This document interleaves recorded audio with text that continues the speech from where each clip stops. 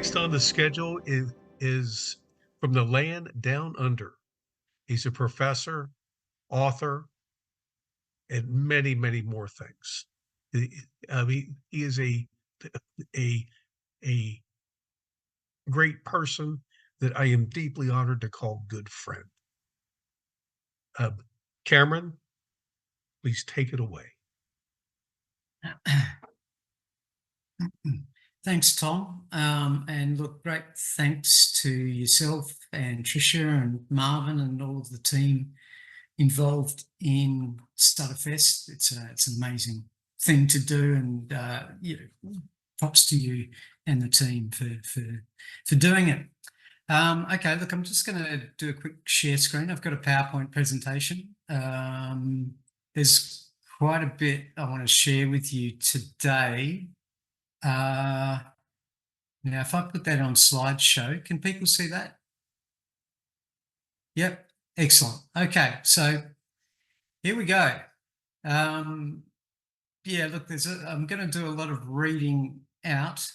I should introduce myself by saying I have a stutter, but in this sort of situation where I feel very comfortable in the room, there will be very few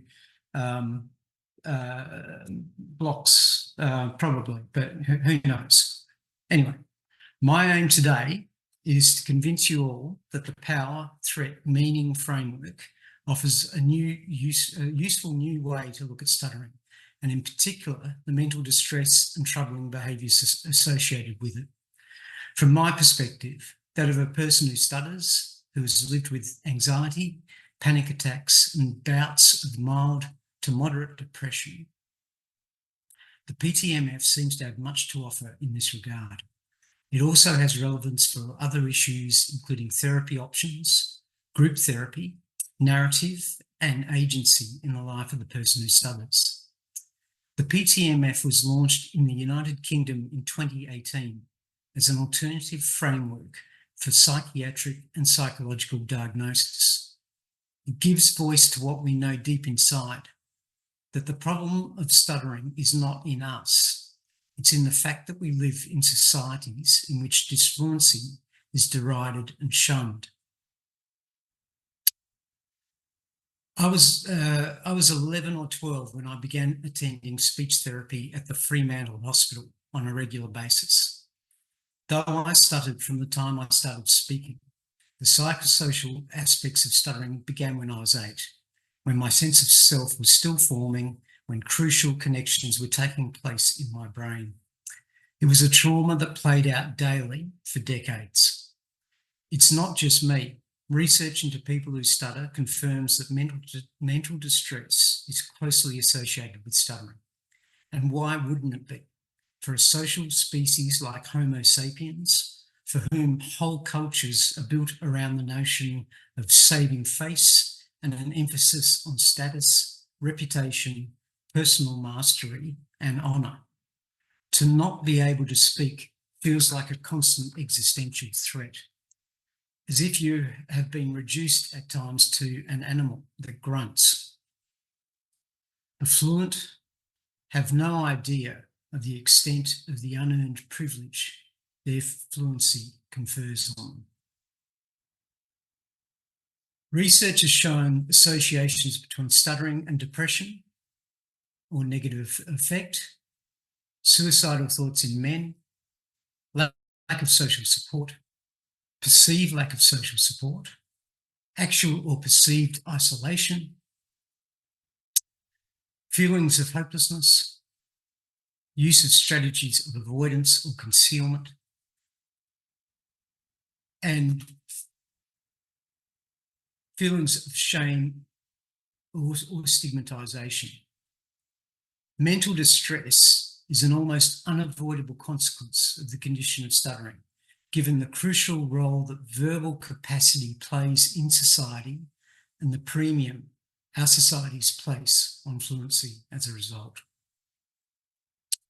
And this is where the PTMF comes into play. As the name suggests, power, threat, and meaning are central to the framework.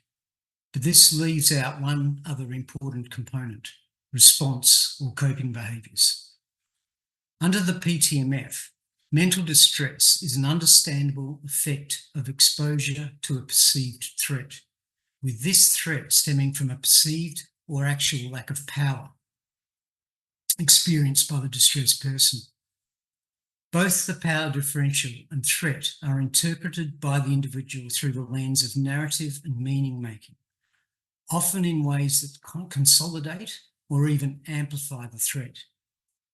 Mental distress is understood in this framework as a predictable, normal response by the body and mind to the threat associated with a feeling of powerlessness.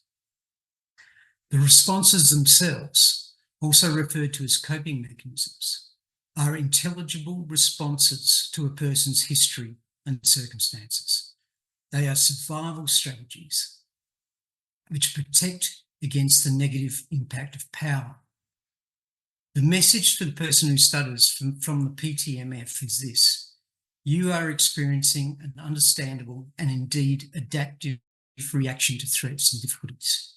Many others in the same circumstances have felt the same and would react the same way you have.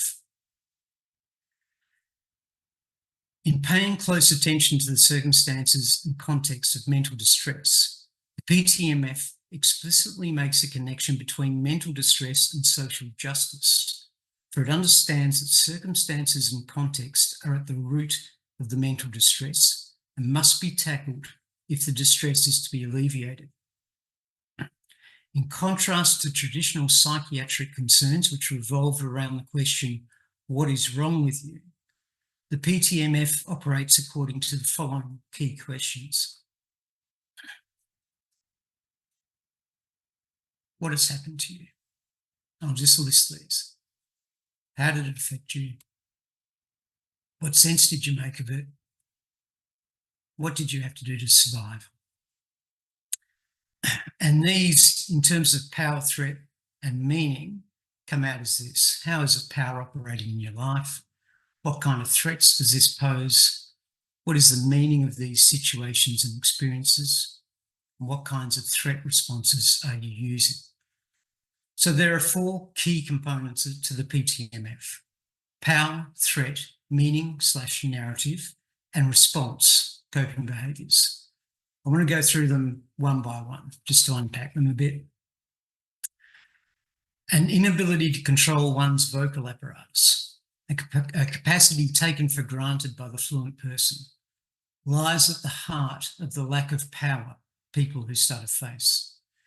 The member of Homo sapiens who cannot reliably use speech to exert influence, demonstrate mastery, advocate for their needs, demand respect, create alliances, nurture friendships, or simply express themselves, is at risk of marginalisation and social diminution, or at least at risk of imagining these terrible outcomes as a real and imminent possibility and altering their behaviour accordingly. The covert stutterer may be especially prone to experiencing a loss of power. In desperately trying to keep their condition hidden, in acceding to the perceived social value of fluency, the covert person who stutters grants power both to their stutter and the perceived needs of the fluent people they interact with. In striving to be perfectly fluent for their listener, they grant power to that person. This can have a disastrous effect on the sense of agency, authenticity, and identity of the person who stutters. In Jane Devlin's study of the effect of flow states on people who stutter, one of her interviewees admitted, "I would be constantly avoiding certain words, so I would almost be letting the stutter control what I say. So I would never truly be expressing myself. I would never be truly authentic in what I was saying or being." Secondary behaviours associated with stuttering may be upsetting in themselves and be experienced by the person who stutters as another loss of control, this one of basic bodily movements. As the young person who stutters grows into adulthood, they may wonder how they will hold down a job, provide for themselves, or find a partner or friends.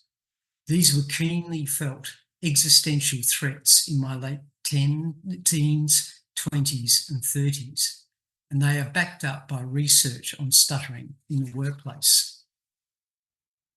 The threat of stuttering is entangled with the common feeling for the person who stutters, that when they stutter, something of their core, their essence is on show, an essence that societal narratives have judged to be synonymous with lack and clumsiness, or even worse, cowardice and fear.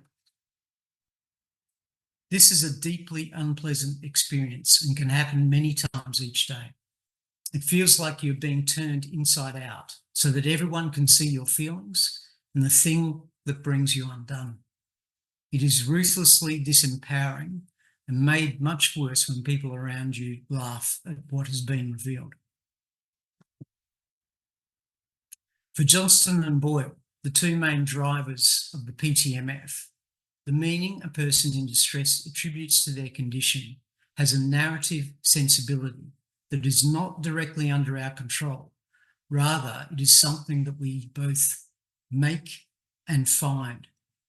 They say our own narratives, this is a quote, the stories we tell about our lives in order to make sense of our experiences are derived from wider cultural narratives in which some ways of understanding, that is, some stories, are more available and socially sanctioned than others. Some stories are more available and socially sanctioned than others. The first story I told myself as a person who stutters was that I was different, and then almost immediately that I was lesser. For I knew there were people who turned away from me when I stuttered. And what else could I think other than that it was because I looked ugly when I was doing it? So I then told myself I was ugly. Different, lesser, ugly.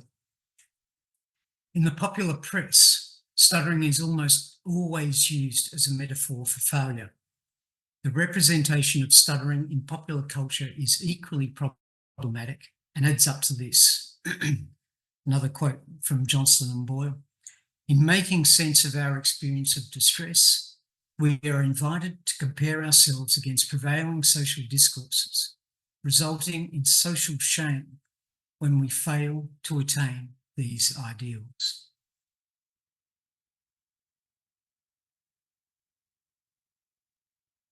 Under the PTMF, coping behaviours are the reasonable responses a person makes to their powerlessness, the threats associated with that state, and the publicly sanctioned narratives that surround, permeate, and explain the circumstances from which the state of powerlessness arises.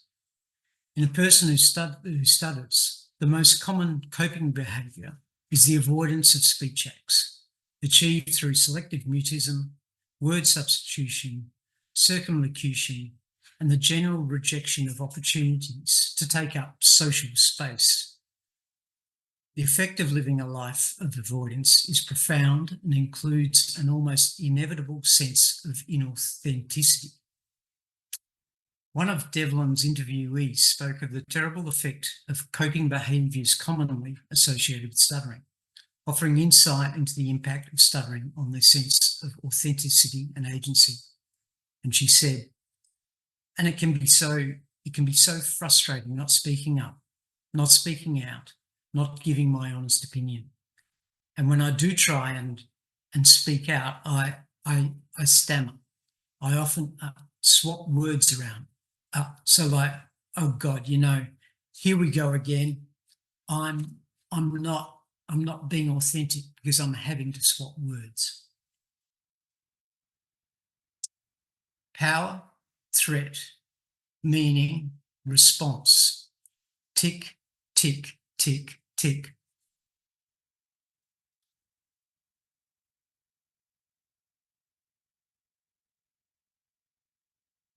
Know this, if you have experienced mental distress as a result of stuttering, you are not alone. It's no reflection on you as a person. On the contrary, it is a reflection on society and culture. Many of the things I've pointed out as being integral to the PTMF are already uppermost in the minds of those working with national and international stuttering organisations like the World Stuttering Network to change the ways in which stuttering is talked about and treated worldwide. In a little over 3 months' time, I will be giving a 60-minute presentation on the relevance of the PTMF to the stuttering community at StutterFest at Nottingham University. The relevancies are profound and include, and this is what I'll be going through there, understanding the conditions, causes and effects of mental distress associated with stuttering, evaluating the effectiveness and applicability of treatment options for the stuttering community, approaching our advocacy work with a strong focus on social justice, understanding the importance of agency and self-determination in relation to any therapies offered to the stuttering community, understanding that the problem of stuttering is linked to damaging societal narratives and expectations that confront the stuttering community on a daily basis, and affirming the need for us and our allies to push back against these things. The PTMF is in its infancy, so it's an exciting time to be involved with this. It's an exciting time for us to look closely at it, to see how we can harness it and learn from it to enhance our advocacy efforts. It suggests certain avenues of research and therapy, and I'll be talking of these at Nottingham also. And that's it. Thanks for listening to me. I'm happy to take questions, and I hope this has piqued your interest in the PTMF. Here's some of the references that I've mentioned.